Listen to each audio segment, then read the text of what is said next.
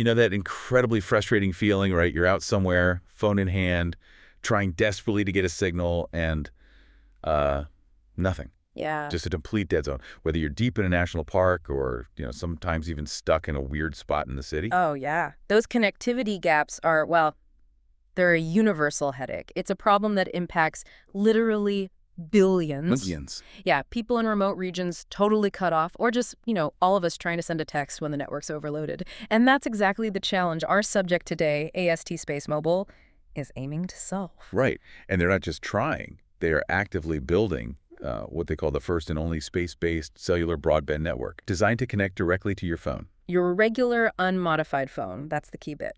Anywhere on Earth. Exactly. So for this deep dive, our mission is to unpack their latest quarterly business update. We're going straight to the source material, specifically focusing on their Q2 2025 earnings results. And what those numbers, plus the insights from their earnings call, really mean for their, let's face it, incredibly ambitious future outlook. Yeah, we're here to pull out the most important nuggets for you. So let's kick things off with the financial snapshot. Yeah. How did AST SpaceMobile actually do in Q2 2025?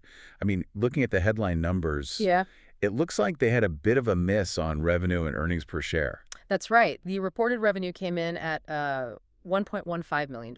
Which was way off the expected $5.56 million. That's like almost an 80% miss. 79.32% miss, yeah. Pretty Yeah. significant. And the earnings per share, the EPS, that also fell well short. They reported a loss of $9.41 per share. Compared to a forecast loss of $1.01. Almost double, yeah. 95.24% negative surprise for the analysts. Yeah. And, as you'd expect, the market reacted. Right away. Instantly. A 1.52% stock dip and then more adjustments after hours as people digested the news. Yeah. So yeah, on the surface, those numbers definitely grab your attention. Okay. But despite those headline misses, it sounds like we need to look a bit deeper. Let's talk operating expenses. They went, right, to $51.7 million in Q2 from $44.9 million in Q1. They did. Where did that extra spending go? What was driving that? So most of that increase, about $5.5 million, was from higher adjusted general and administrative costs. Okay. And another $2.1 million came from adjusted engineering services. There is a small offset, like $0.8 million less in R&D, but here's the really crucial bit. Okay. A big chunk of that Q2 increase wasn't just like day-to-day costs going up across the board. It was driven by very specific one-time transaction expenses. Oh, okay. So not just the budget running away, something more strategic. Exactly. These were things like finishing up their Legato L-band spectrum deal, the loan facility linked to that, and a lot of work on their joint venture with Vodafone over in Europe. Right. So if you actually pull those specific transaction costs out, their operating expenses were much closer to $46.5 million. Which is much more in line with what they had been expecting before. Precisely. It shows they were spending deliberately on strategic moves, not that their underlying operations suddenly got way more expensive. It's a really key distinction for assessing their financial health, Yeah, that definitely reframes things. It suggests calculated investment, not just rising costs. Okay, speaking of spending, capital expenditures. Yeah. Wow.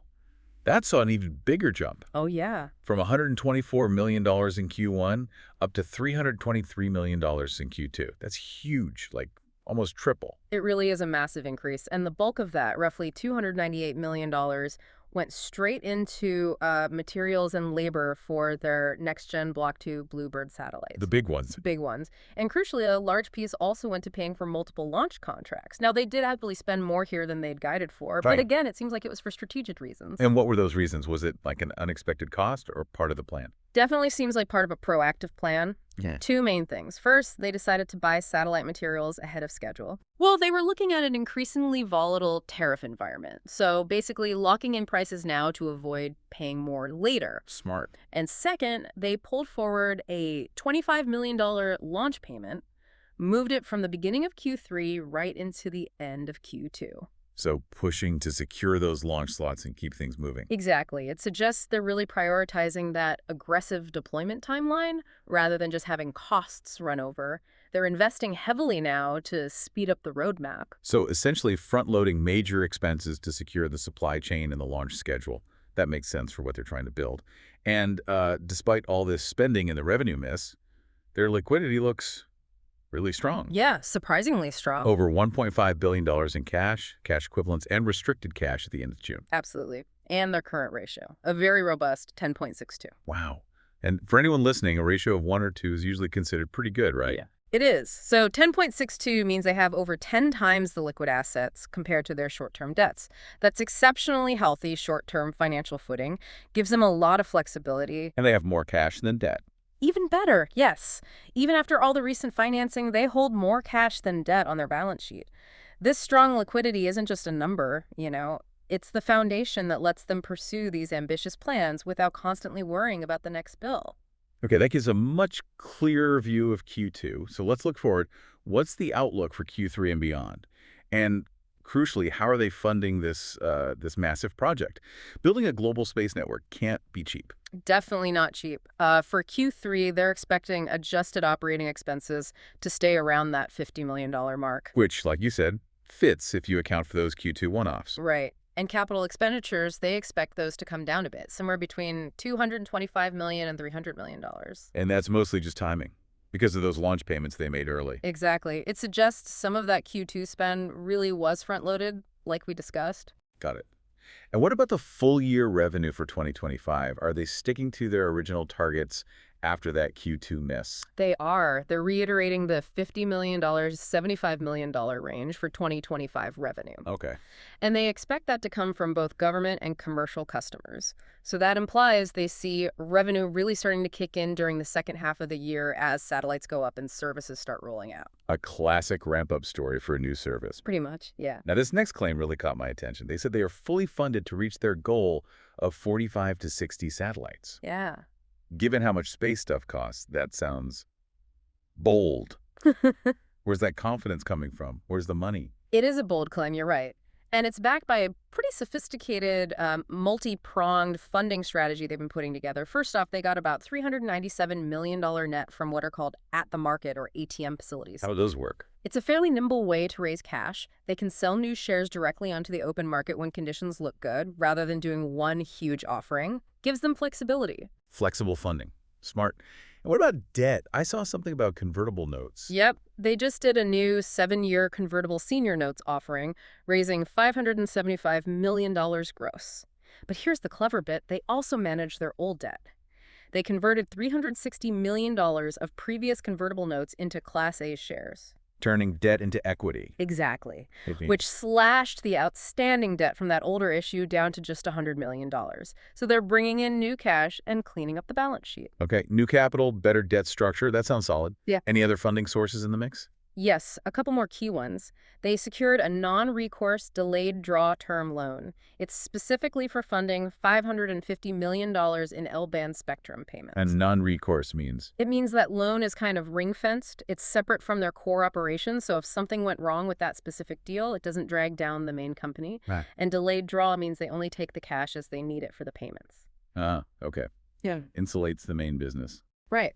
And beyond that, they're making good progress on potentially over $500 million in non-dilutive capital, meaning funding that doesn't involve selling shares from places like the U.S. Export-Import Bank, XIM, and the International Finance Corporation, IFC. So quasi-governmental sources. Loans or guarantees for strategic projects. Exactly. Things that align with national or international goals. So when you add all that up, the ATM, the convertibles, the spectrum loan, these potential government-backed funds, what does this funding strategy tell us about their ability to actually do this? It sounds like a pretty long runway. It really does. What's compelling is the sheer volume and the diversity of these funding sources.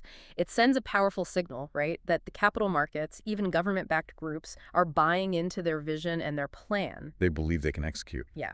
This isn't just about survival money, it's fuel for an aggressive build-out. It means they likely have the financial horsepower not just to build, but to deploy this constellation rapidly and grab that first-mover advantage. Scale and speed are critical here. Okay, let's shift from the money to the metal. All that funding is to build a network. So let's go from the balance sheet to the factory floor and the launch pad. How's the actual building going? What's the pace look like? Yeah, good question. On the production side, they've hit a pretty big milestone. They finish assembling what they call microns for the phased arrays of 8 Block 2 Bluebird satellites. Microns. What are those exactly? Think of them as the tiny, custom-built electronic hearts of their huge antennas. These aren't off-the-shelf parts, they're highly specialized, and they expect to have enough microns made for 40 satellites by early 2026. 40 satellites worth. So they're tackling a key production bottleneck. Seems like it, yeah. Getting those complex components built is crucial for ramping up. And what about FM1? That's their first next-gen Block 2 satellite, right? That feels like a big deal. Huge deal. FM1 is expected to be ready to ship in August 2025. That'll be their 7th satellite in orbit overall, adding to the 5 operational ones and the 1 test bird. And this FM1 represents the new generation. Bigger, more capable. Exactly. It's the vanguard of the Block 2s. And they're not just building them, they're launching them pretty quick, too. They talked about an accelerated launch cadence. Yeah, lots of activity planned. They're aiming for at least 5 orbital launches by the end of Q1 2026. 5 launches by early 2026. And launching every 1 to 2 months on average through 2025 and 2026, each launch carrying 6 to 8 satellites on average. Wow, 6 to 8 per launch every month or two. That's a really aggressive pace. It's incredibly aggressive for building out a new constellation. Signals they're really pushing into the deployment phase. So with that kind of cadence, what are the targets? When do they get significant coverage? They're sticking to their target of launching 45 to 60 satellites during 2025 and 2026. And that number, 45 to 60, gets them what? That gets them continuous coverage in their key initial markets. So the U.S., Europe, Japan, and also for the U.S. government. Okay, and the ultimate goal for global coverage is? Around 90 satellites for truly continuous global service. Now, here's something fascinating.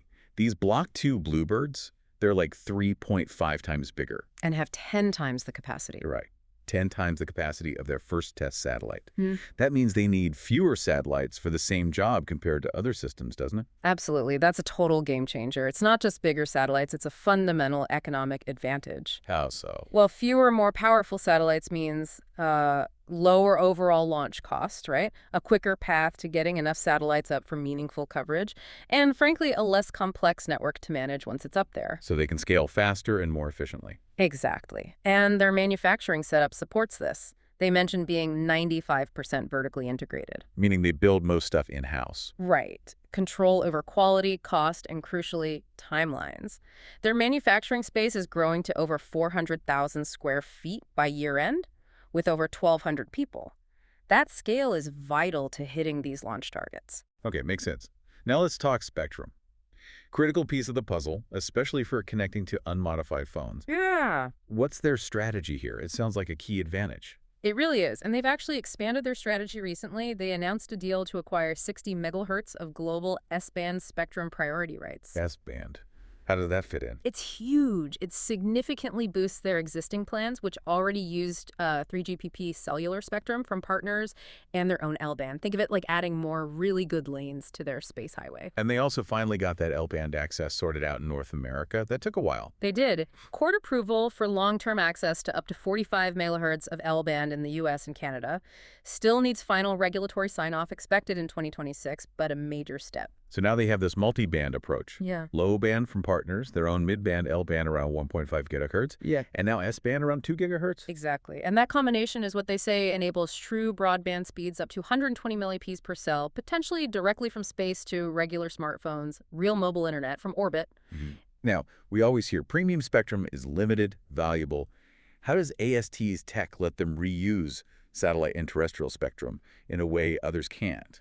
That seems unique. It's really core to their innovation. Those massive antennas, the phased arrays, combined with really advanced processing, it lets them create lots of very precise cellular beams over a huge area without them interfering much with each other. Okay. So they can dynamically manage capacity and effectively blend the low-band spectrum they borrow from mobile operators on the ground with their own mid-band L and S-band spectrum from space. Making satellite spectrum kind of dual use. Precisely. It's like taking spectrum that was only usable for one thing and making it work for both satellite and terrestrial-like services. It's incredibly efficient. Yeah. In a world where good spectrum is scarce and expensive, having the tech to use it better is a massive competitive edge. Right. It's not just having the spectrum, it's using it hyper efficiently. Yeah. Okay. So network build out is accelerating, funding looks solid, tech is unique. Yeah. But you need customers.